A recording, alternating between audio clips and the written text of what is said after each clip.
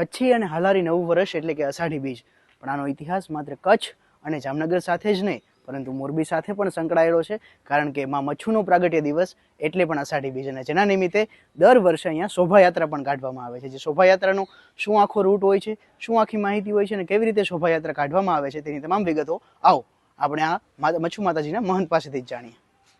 મારું નામ મોહન શ્રી કિશન ભગત, મચ્છુ માતાની જગ્યા મોરબી.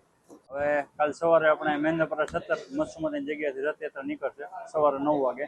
અહીંથી આપણે મેંદરપરા મેઇન રોડ, ત્યાંથી સુપર ટોકીજ, ત્યાંથી પરા બજાર મેઇન રોડ, ત્યાંથી પછી આપણે નહેરુ ગેટથી ગ્રીન ચોક, અને ત્યાંથી અમે દરબારગઢ મચ્છુ માતાનું મંદિર નદી કાંઠે છે ત્યાં પહોંચશે રથયાત્રા. સવારે 9 વાગે નીકળે છે એટલે ત્યાં 12:30 1 વાગતા અમારે પરંપરાગત શોભાયાત્રા નીકળે છે. અને ભરવાડ સમાજના મોટાભાગના ગામોગામથી, તાલુકા, જિલ્લા બધેથી ભાવિ ભક્તો આવે છે માતાજીના, અને અંદાજે લાખક જેટલું માણસ એમાં જોડાશે.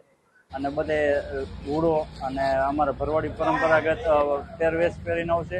રથમાં ભરવાડી રમતો બધા રમતા મોજ આનંદથી માતાજીનો પ્રાગટ્ય દિવસ છે એની ઉજવણી કરતા અમે શોભાયાત્રા કાઢીએ છીએ. ત્યાં પહોંચશે.